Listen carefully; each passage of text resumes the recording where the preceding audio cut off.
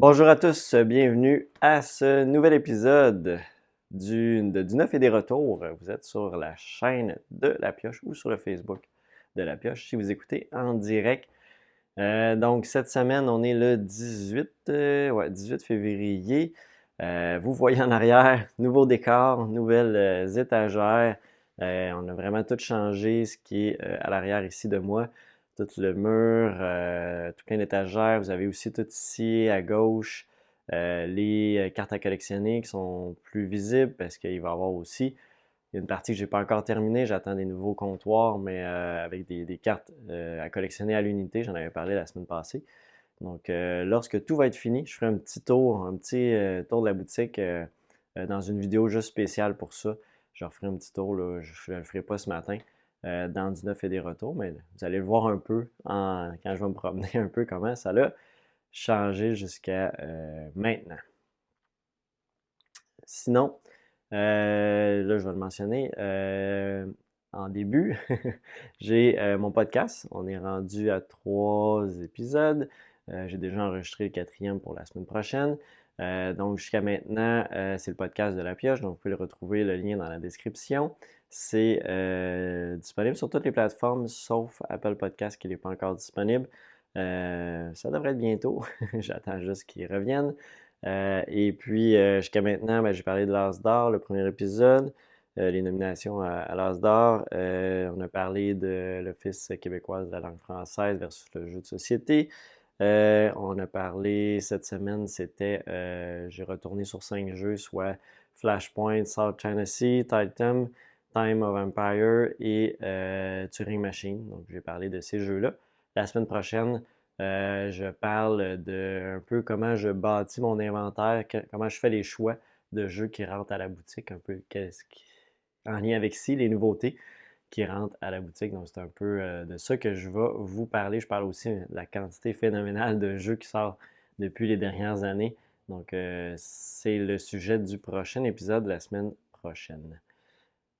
Et je pense que j'ai pas d'autres nouvelles. Les soirées de jeu, il y en avait une hier soir. Merci à ceux qui se sont déplacés malgré la tempête. Donc, c'était moins évident. J'ai eu quand même beaucoup d'annulations, mais c'est pas très grave. On en fait aux 2 semaines, puis de plus en plus, le monde découvre ça. Donc, toujours bien plaisant à voir des gens à la boutique présenter des jeux. Hier, on a présenté Grand Austria Hotel, qui est de retour en version anglaise. On a Allô à toi, Geneviève. On a aussi joué à la Guilde des marchands. Comment il s'appelle déjà? La Guilde des explorateurs marchands, la Guilde des marchands explorateurs, en tout cas. Le nom, j'ai perdu le fil du nom. Euh, et puis, c'est la Guilde des expéditions marchandes, c'est ça. Et on a joué Azul, les Jardins de la Reine. Donc, c'est les jeux qui ont été joués hier, même si on ne faisait pas partie. Alors, on y va avec les nouveautés de cette semaine. Quand même, un petit peu de nouveautés, c'est pas des tonnes cette semaine. On y va avec le premier ici, petite boîte, Skull King. Sébastien, tu dis hâte qu'il fasse plus beau. Ouais, effectivement, ça serait très cool si tu peux venir un petit vendredi. Ça va arriver. Le beau temps s'en vient, là. Mars, avril, ça s'en vient assez rapidement. On va avoir du beau temps. Skull King. Skull King, c'est un petit jeu de cartes, c'est une réédition en fait du jeu du même nom, dans lequel, dans le fond, c'est un jeu de pli. Mais à chaque manche, il va y avoir de plus en plus de cartes en main. Et il y a des cartes avec différents pouvoirs spéciaux. Des cartes, des sirènes qui vont battre des pirates qui vont. Je pense qu'ils battent pas les pirates, ils battent les kraken en tout cas. Chaque carte bat d'autres cartes les plus fortes. Et bat toutes les autres cartes de chiffres aussi. Il y a des chiffres qui font des plus de points, etc. Donc c'est un petit jeu de pli. On mise sur combien on va gagner de pli à chaque manche. Et on fait 10 manches. Donc Skull King a des variantes aussi. C'est arrivé en magasin. On a Carte Aventura. Carte Aventura, c'est en français aussi, le Skull King. Je pense qu'on le voit juste ici. Ensuite, Carte Aventura Hollywood, donc un nouveau Carte Aventura. Ici, on est dans l'univers, on est en 1920, Ohio, USA. Vous incarnez Jim Tully, un ouvrier lassé par un quotidien bien loin de ses rêves de cinéma. Donc, c'est un jeu d'aventure ici. Quitter tout et de train en train, tenter de traverser le pays avec l'espoir de rejoindre le plus célèbre des vagabonds, Charlie Chaplin. Donc, c'est le concept, en fait, l'idée derrière, le thème derrière ce Cartaventura-là. Il y a 5 fins différentes possibles. Donc, c'est le nouveau Cartaventura. On a aussi la nouvelle édition de la 3e édition de Greenland. C'est un jeu de survie pour 1 à 4 joueurs dans lequel donc, on est dans un monde 1200 avant Jésus-Christ. Donc, toutes sortes de choses qui vont se passer, de la température froide, des animaux, etc. Donc, c'est un jeu de Phil Eklund. Donc, habituellement, c'est des jeux assez, avec des mécaniques assez complexes. 1 à 2 joueurs, 1 à 4, non, 1 à 4 joueurs, 1 à 2 heures de jeu, 12 ans et plus. Donc, un petit jeu de survie comme ça, avec Greenland dans une toute petite boîte. C'est la 3e édition du jeu. On a également la sortie des boîtes en français et en anglais, Investigateur pour Arkham Horror, le jeu de cartes qui est la civilisation oubliée en français. Donc, l'extension Investigateur. Donc, c'est des nouveaux investigateurs, 5 nouveaux investigateurs habituellement. Ouais, 5 investigateurs pour la civilisation oubliée de Forgotten Age en version anglaise. Donc, c'est la même chose. Ça sortait hier également. C'est la date de sortie officielle. On a ensuite de ça, dans les sorties, il y avait Subterra 2 que je vous ai déjà présenté, malheureusement trop tôt, il y a 2 semaines. Donc, j'étais un petit peu en avance. J'avais reçu les jeux et je ne savais pas que je ne pouvais pas les sortir. Donc, je les ai remis, je les ai désactivés du site. Et là, c'est vraiment sa sortie officielle. Donc, Subterra 2, qui était dimanche passé. Dans celui-là, dans le fond, vous allez être pris dans un volcan. Il faut sortir du volcan et vous allez avoir la lave qui va monter dans les différentes tuiles, donc brûler les tuiles. Et puis, chacun des personnages, chacun des joueurs qui contrôlent, qui ont chacun des pouvoirs différents. Et vous allez tenter de sortir tout simplement là, du volcan, mais avec le feu aux trousses, contrairement à être dans le noir. Ensuite de ça, on a la nouvelle extension pour Meadow. Donc, la nouvelle extension Meadow. Merci Geneviève pour les étagères. Je les trouve vraiment cool aussi. Je suis très content du choix que j'ai fait. Et en plus, je peux ajuster les hauteurs de tablette, donc ça fait un petit peu plus compact, un petit peu plus bien fait. Avoir à recommencer toutes les étagères de la boutique, je pense que j'irai avec ça. Ça permet de s'ajuster au format des boîtes, qui n'est pas toujours standard.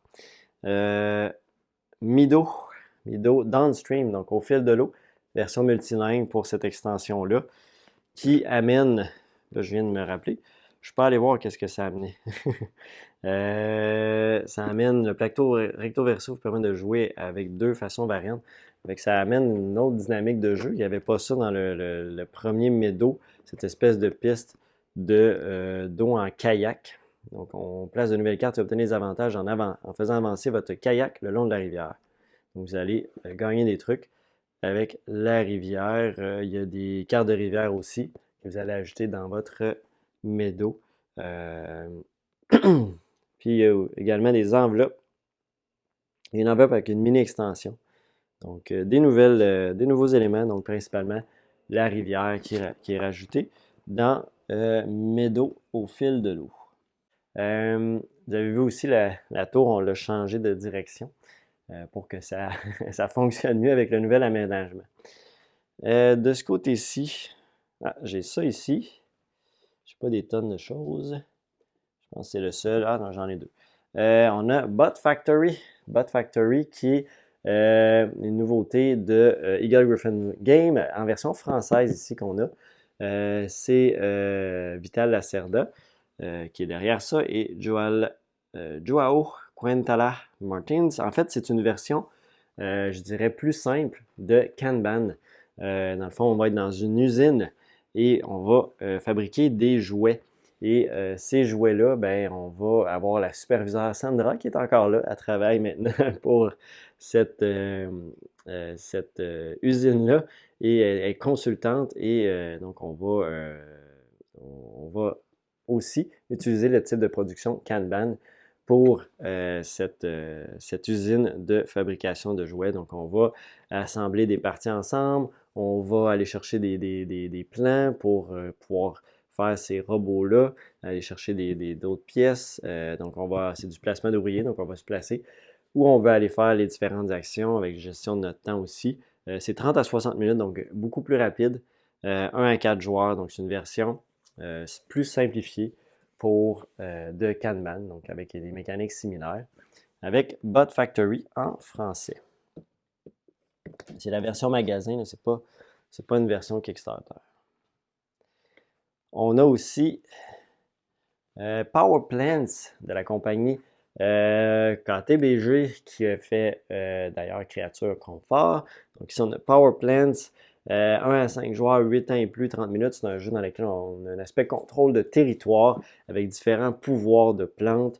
Et le but va être de justement prendre possession de ces territoires-là pour faire le plus de points possible dans une partie. C'est la version anglaise que j'ai ici et c'est la version Deluxe. J'ai aussi la version normale. Donc, il ne faut juste pas se tromper, c'est l'épaisseur de boîte.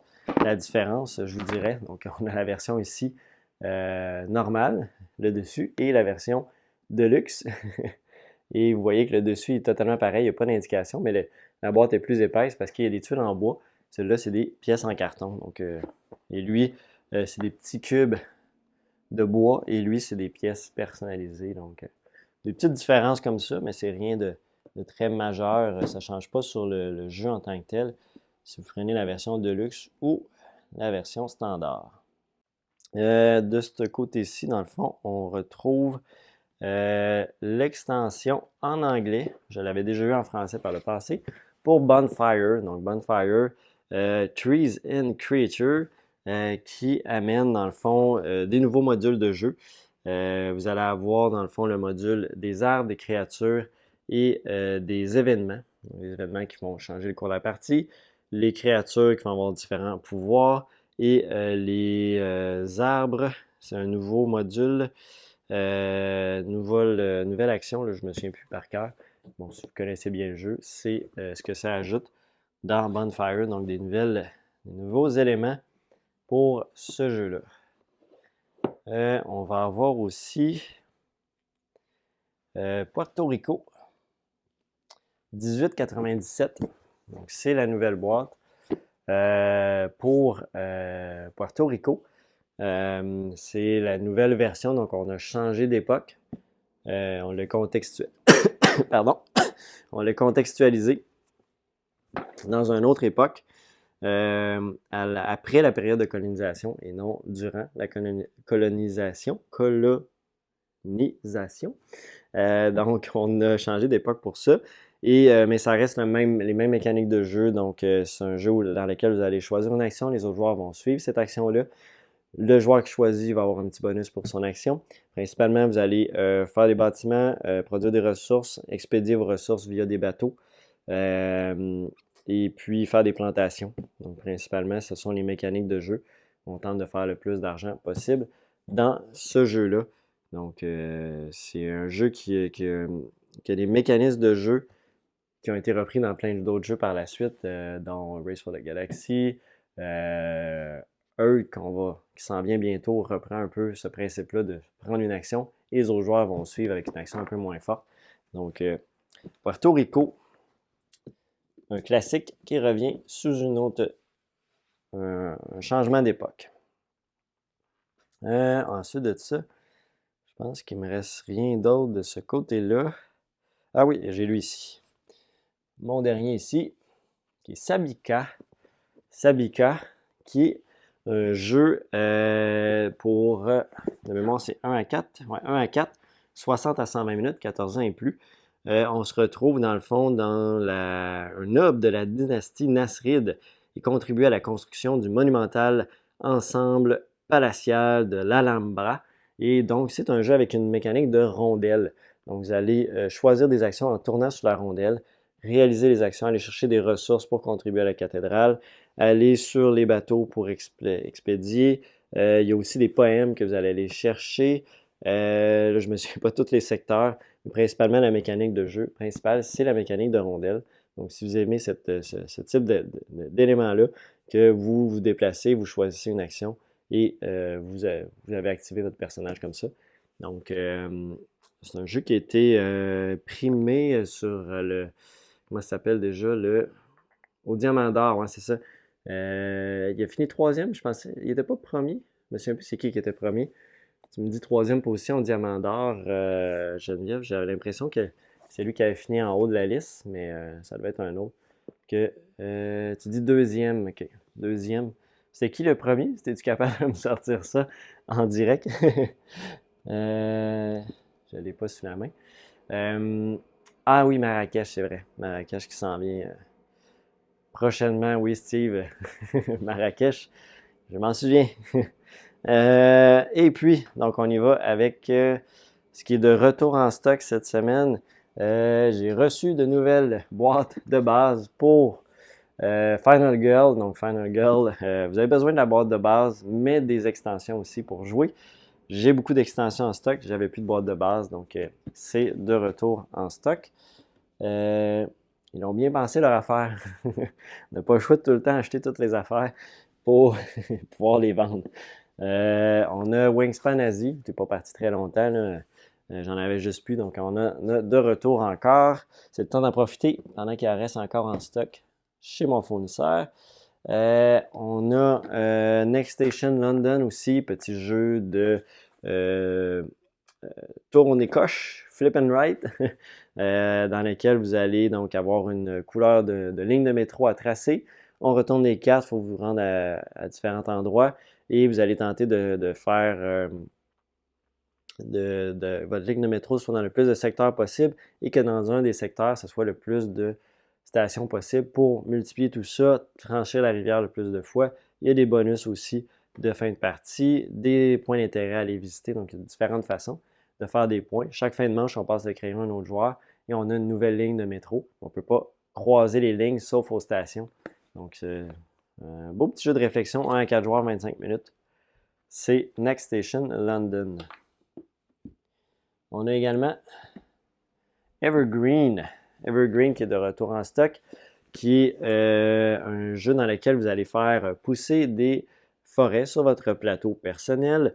Vous allez tenter de faire des points en mettant le plus de forêts dans différents secteurs selon les pointages, les objectifs de partie qui sont demandés. Il y a le soleil qui va tourner autour, qui va vous faire pousser vos différents arbres. Donc, il y a un petit aspect, on va dire, photosynthèse, mais pas tant que ça parce qu'on a tout notre plateau personnel. Donc, c'est quand même assez différent à ce niveau-là.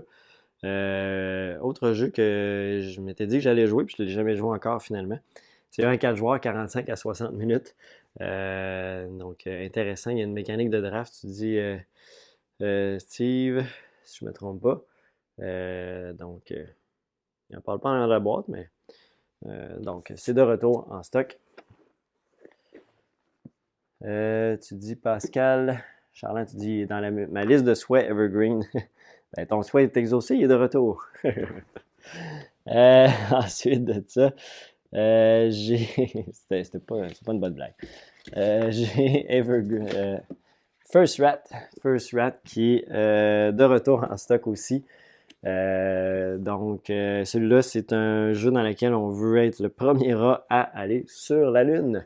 Et donc, on va faire différentes actions dans la partie. C'est une espèce de jeu de course. Donc, le premier qui réussit à faire décoller sa fusée va remporter la partie. Premièrement, principalement, on va déplacer nos rats, aller chercher des ressources, acheter des items ou les voler, tout simplement. Et on va aussi bâtir les parties de notre fusée et entraîner nos astronautes pour les envoyer sur la Lune. Donc, c'est First Rat qui est de retour en stock en version anglaise. Je crois que j'ai pas mal complété ce que j'avais à vous dire cette semaine, ce que je voulais vous présenter dans du neuf et des retours. J'ai pas d'autre chose. Je pense pas que j'ai rien oublié pour cette semaine. Donc, je vous remercie beaucoup d'avoir été là, toujours en plus grand nombre. Donc, on a dépassé les 10 personnes en même temps live. C'est la première fois, je pense, dans le du neuf et des retours. Donc, très content qu'il y ait toujours plus de gens. Et pour ceux qui écoutent aussi sur YouTube, ben, merci d'être là. Et sur ça, ben, on va se revoir la semaine prochaine avec un autre épisode. Ah oui, c'est vrai, j'ai oublié. Je ne l'ai pas pris en main, mais j'ai des nouvelles boîtes de Frostpunk aussi. J'ai 2 nouvelles copies de Frostpunk qui sont arrivées. J'ai Frostlander qui était supposé arriver en même temps, mais là, je pense mes boîtes, peut-être que je vais les recevoir aujourd'hui ou sinon la semaine prochaine. J'ai du Frostlander pour la petite extension. Donc, si vous cherchez Frostpunk en anglais, j'en ai 2 nouvelles boîtes qui sont de retour. J'ai pas de nouvelles pour la version française, malheureusement. J'ai vu qu'elle est sortie en Europe cette semaine. On va suivre ça, savoir quand ça va arriver de notre côté. Je vous tiens au courant là-dessus. Donc, sur ça, merci beaucoup et on se revoit la semaine prochaine pour un autre épisode de Du Neuf et des Retours. Merci, bye bye.